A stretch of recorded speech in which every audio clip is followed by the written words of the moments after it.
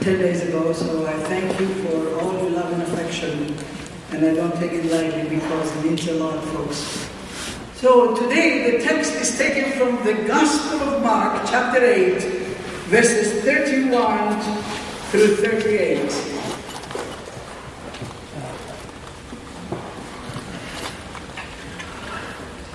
In this portion, Jesus predicts his death. He then began to teach them that the Son of Man must suffer many things and be rejected by the elders, chief priests and teachers of the law, and that he must be killed and after 3 days rise again. He spoke plainly about this, and Peter took him aside and began to rebuke him. But when Jesus turned and looked at his disciples, he rebuked Peter. "Get behind me, Satan," he said. "You do not have in mind the things of God, but the things of man." Then he called the crowd to him along with his disciples and said, "If anyone would come after me, he must deny himself and take up his cross and follow me. For whoever wants to save his life will lose it. But whoever loses his life for me and for the gospel will save it. What good is it for a man to gain the whole world, yet forfeit his soul? Or what can a man give in exchange of his soul? If anyone is ashamed of me and my words in this adulterous and sinful generation, the Son of Man will be ashamed of him when he comes in his Father's glory with the holy angels." And this is the first time Mark makes reference to the second coming. Today I'm going to venture to say some things in my time with you, and I hope that as you listen to what I share with you, you don't become very critical, because this is the gospel that is before us. They're not my words, they're not anybody else's words, they are the words of the Lord Jesus. And remember, up to this time the disciples did not connect Messiahship with the suffering and death. And they never thought of Jesus dying. Remember, they expected him to come as the Messiah to redeem them from the Roman yoke. So the statements he was making about his death and dying, are they both inevitable and incomprehensible because they thought of the Messiah in terms of conquest. And hearing the statement of Jesus, they were stunned. Have you ever been stunned about something that you never thought you'd hear? That is why Peter so violently protested, and to whom the whole thing was impossible.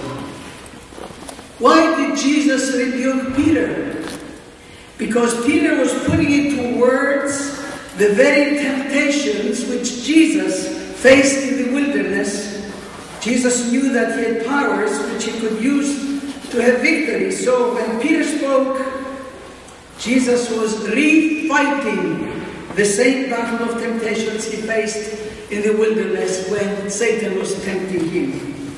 This was the devil tempting him again to fall down and worship him, and he wanted to take Satan's way instead of God's way.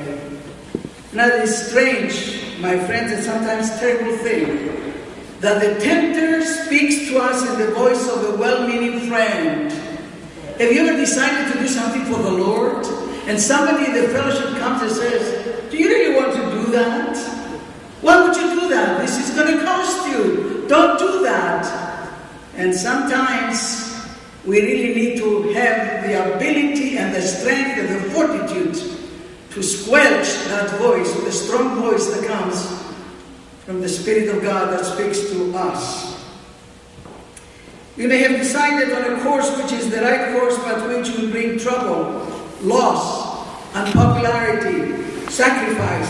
And at that moment, a well-meaning friend will come and try with the best intentions in the world to stop us. I'm sure you've experienced that.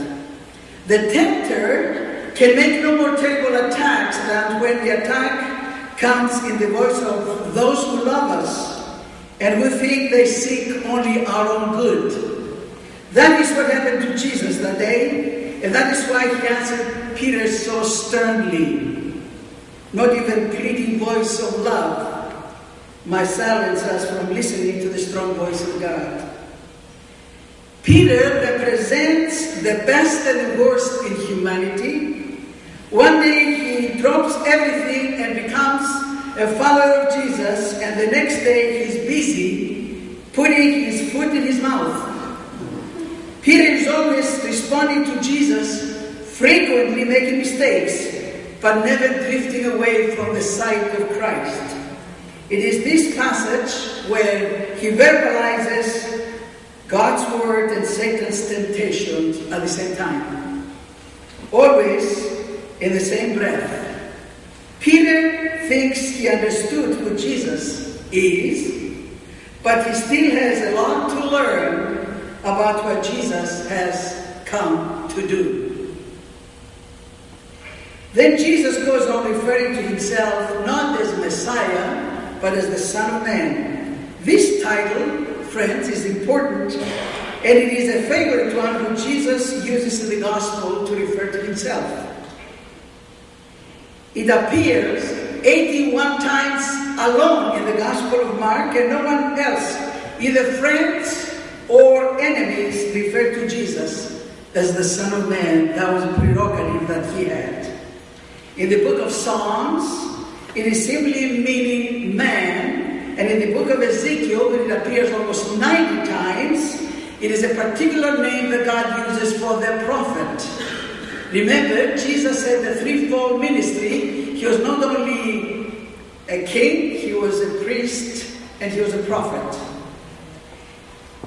Jesus considers Son of Man a messianic title because immediately following Peter's confession of Jesus being the Christ, the Anointed One, he began to teach them that the Son of Man must suffer.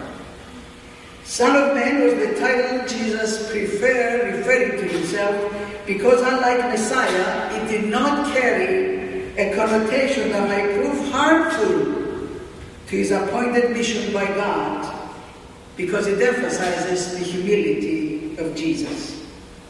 The Son of Man, he said, must suffer.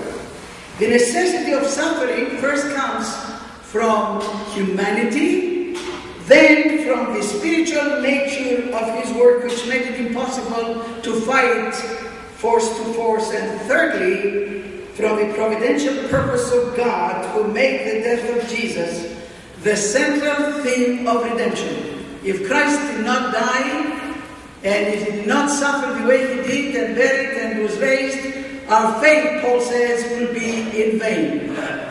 Jesus himself predicted that the rejection of Messiah would be by the elders, by the chief priests, and by the teachers of the law.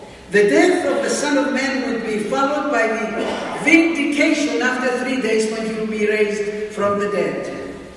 In verse 31, if you have your text, Jesus did not want his messiahship to be disclosed because it involves suffering, rejection, and death. If Christ would tell his disciples early on that he was the Messiah, this would really frustrate his plan.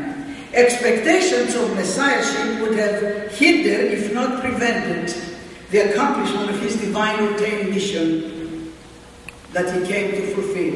And in verse 32, so when Jesus spoke about his suffering as the Son of Man, the message got to Peter, who refused to accept it. Peter had a great difficulty in conceiving the messiahship in any other than popular theological or political categories. A suffering Messiah was unthinkable for Peter. The symbol of Messiah was a symbol of strength, not of weakness. So Peter took Jesus aside and amazingly started to rebuke him. The word translated from the text, epitimao, means to put somebody down, to devalue somebody. And here you've got a subordinate trying to rebuke somebody who's in charge of your life. That's what we do sometimes in our positions. It's very interesting that sometimes when somebody has any authority over us, we buck up against it because how dare they do this? And we have to remember what Jesus did to Peter when he rebuked him. And in verse 33, the words of Jesus to Peter were not only severe, they were deliberately spoken in the presence of the other disciples. The disciples probably shared Peter's views and needed the rebuke also. The severity of the rebuke arises from the recognition in Peter's attempt to dissuade Jesus from going to the cross, the same temptation he had experienced from Satan at the beginning of his ministry. You know, folks, sometimes we all share views with each other and we let somebody else make the bullets, or we make the bullets and they shoot them. So the question is that we need to be honest enough to speak for ourselves, not through anybody else. Triangulation kills relationships. If you and I have something to say, we need to go to the person and say it, because by the time it gets to the person, it changes meaning, it changes color, it changes nuances, and before you know it, everybody's in trouble. Jesus here recognizes the satanic opposition in Peter. Get behind me, Satan, he said. You do not have in mind the things of God, but the things of man. Peter was opposing the divine will. He had in mind the popular messiahship, and it was the way the whole world those days was expecting Jesus to do. It was not how God had planned the ministry of Jesus. And that's why Peter could not stomach it. Now in verses 34 through 8, this is a Bible study too, folks, we have the requirements of discipleship. If you and I are disciples of Jesus, we need to sit at his feet and learn what he wants us to know. The purpose of this section is to encourage and strengthen the Roman Christians who had faced the particular persecution and trials those days. Mark is saying to them and to us today that such experiences are normal in the life of discipleship. I wonder how normal it is in your life and my life. What do we suffer for Jesus? Are we kidding? If you step on my foot, I tell you what, it is my foot. And it's very interesting that for the sake of Christ, we don't suffer. Jesus is calling his disciples to realize that suffering is not only his destiny, but also theirs and ours today. And in verses 34 and 35, we come to the heart and the center of Christian faith. If each day any one of us could go out with only one of these sentences, of these verses, locked in our hearts and dominate our life, it would be enough to get us going for the rest of the day, if not the week, if not the month. Now in verse 34, Jesus goes on to address the crowd as well as his disciples in addressing us today. The requirements of the following are not just for the 12, but for all of Christians, including us. Two requirements are important for discipleship. Deny yourself and take up one cross and follow Jesus. But denial of self, Jesus does not mean to deny of oneself something. It means to renounce self. I dare any one of us do this. To cease to make self the object of one's life and actions. This involves a fundamental reorientation of the principles of life. God, not self, must be the center of our life. Cross-bearing does not refer to some irritation in life. You hear sometimes yourself or other people say, I have a cross to bear. What kind of a cross? The kind of cross that we bear is a cross we bring upon ourselves because either for wrong decisions we make or some things that are not right in our lives. This cross has to do with the cross for the sake of Jesus. Jesus never tried to bribe us in a false way to follow him. Jesus never tried to offer us an easy way. He did not offer them and us peace. He offered them and us glory. And to tell any one of us that we must be ready to take up a cross is to tell us that we must be ready to be regarded as criminals and to die. The honesty of the great leaders has always been one of the great characteristics. Those of you who know the story and the life of Churchill in England, he became a leader in World War II, and all he offered his men was blood, sweat, and tears. Jesus never sought to lure men and women to him by the offer them an easy way. If you think being a Christian is to have a good time and never really have any difficulty in life, I've got news for you. Tell them how you do it, because I want to do it too. The first one in this text is that we see the honesty of Jesus, and then there is the fact that Jesus never called upon us to do or face anything which he was not prepared to do or face himself. This is the kind of a leader that you and I need to follow. A leader who never demands from his followers what he could not endure himself. Jesus did not sit remote and play with the lives of people like pawns. What he demands that they face, he too was ready to face. Jesus had the right to call on us to take up a cross for he himself first carried one. You know, it's interesting. Christ carried the cross for all of us. He's called upon us now to carry the cross, which is part of that cross, individually, each one of us, for the sake of Christ. Jesus said of the men who would be his disciples, let him deny himself. We'll understand the meaning of this demand best if we take it to mean, let him say no to himself. If we will follow Jesus, we must say no to ourselves and say yes to Jesus. We say no to our natural love of ease and comfort.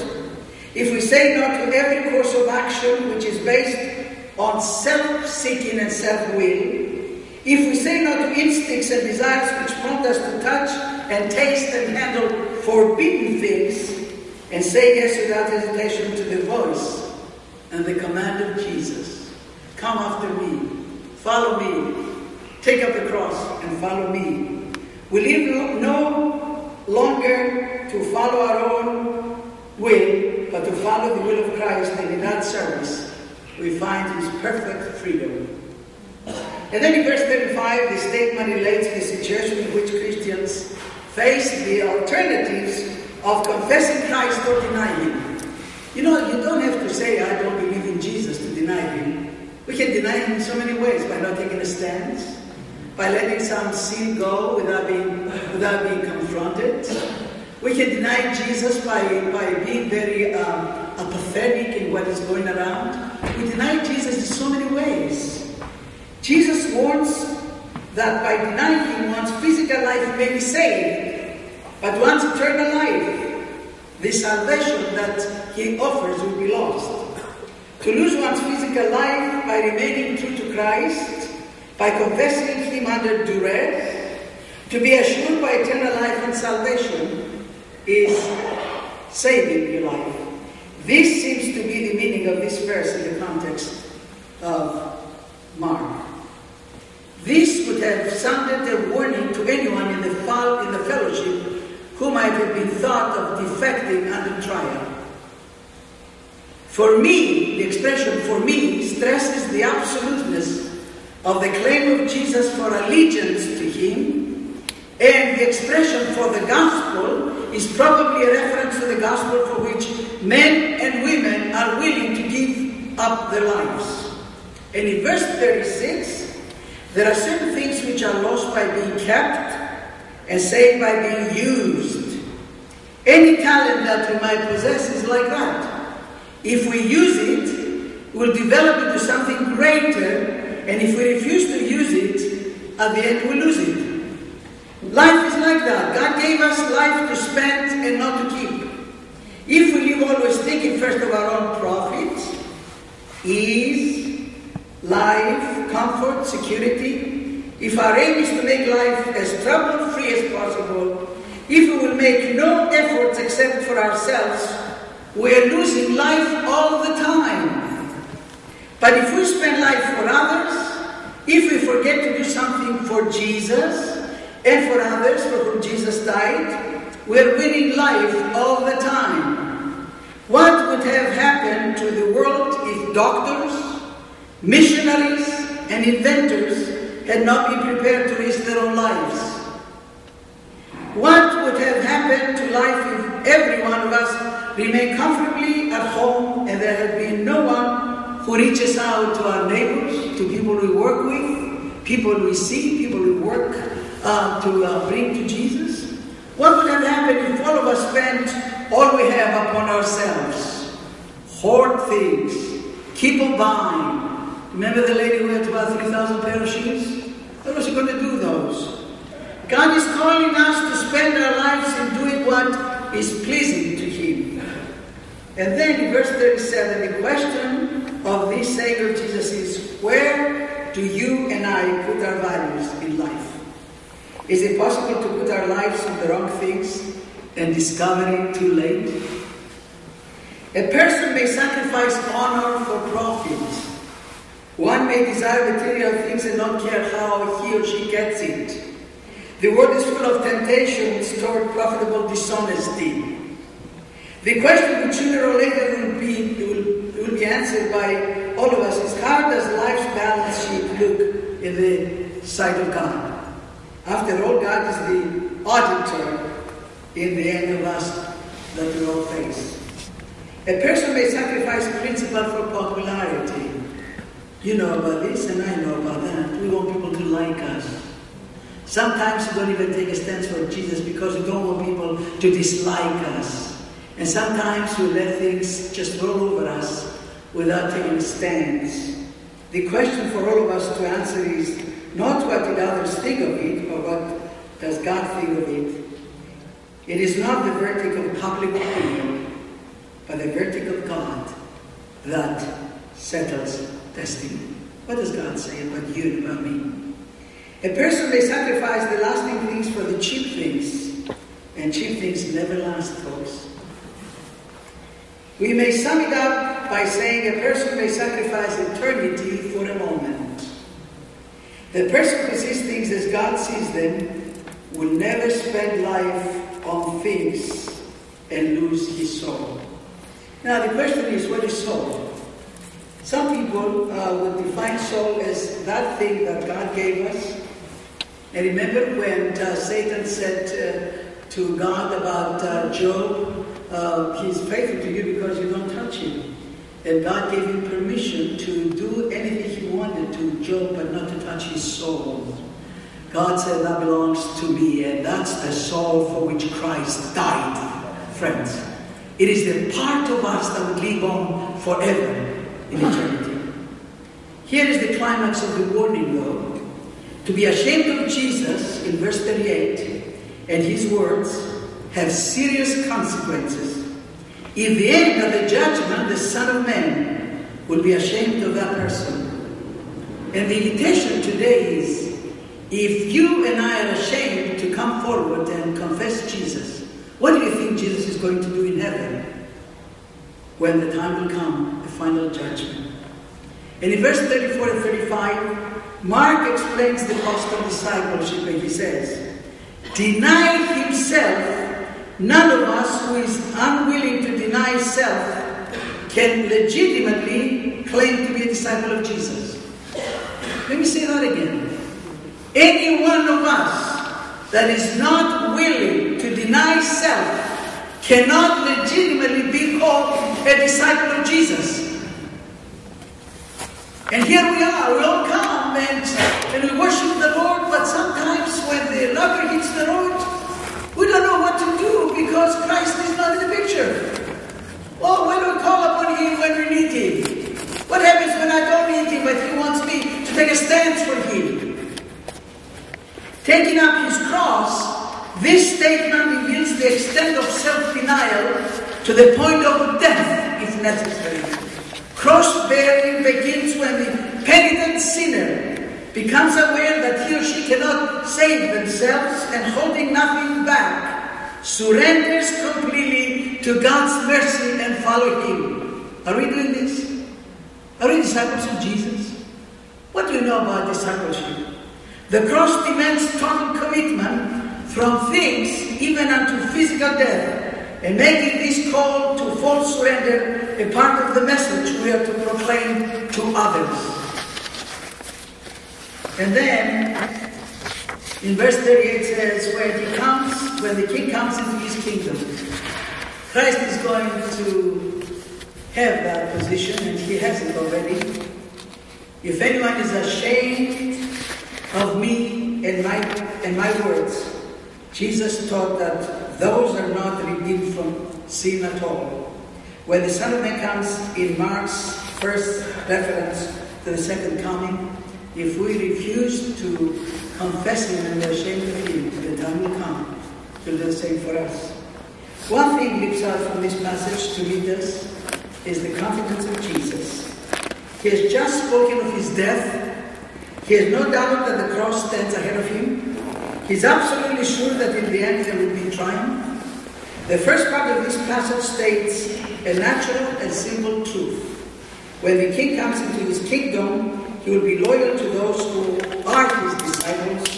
And if anyone is afraid to show which side one is on, that person cannot expect to have a place of honor when the kingdom comes. And this is the invitation, folks. The invitation is, if any one of you wants to follow me, Jesus says, you will have to give yourself up to God's plan. Take up your cross and do as I do. For any one of you who wants to be rescued will lose your life. But any one of you who loses your life for my sake and for the sake of the good news will be liberated. Really, what profit is there for you to gain the whole world and lose yourself in the process? What can you give in exchange for your life? If you are ashamed of me and of what I came to teach to this adulterous and sinful generation, then the Son of Man will be ashamed of you when he comes in the glory of the Father, along with his holy messengers at the final judgment. This is the invitation, folks. Are you and I, are we ashamed to stand for Jesus? Are we willing to take the cross in spite of what cost and follow him? Or we cannot really say that we're disciples of Jesus because these are the requirements. And you and I are called today to do just that. So as we sing the hymn 602, and we stand as we sing this hymn, if God touches your life and you think somebody be here to pray with you, or if you want to come and confess Jesus, it's your choice. But God says, if you're ashamed to confess me before people, I'll do the same thing. My Savior is no beggar. My Savior only sends invitations, and this is the invitation. So let's sing number 602 as we stand.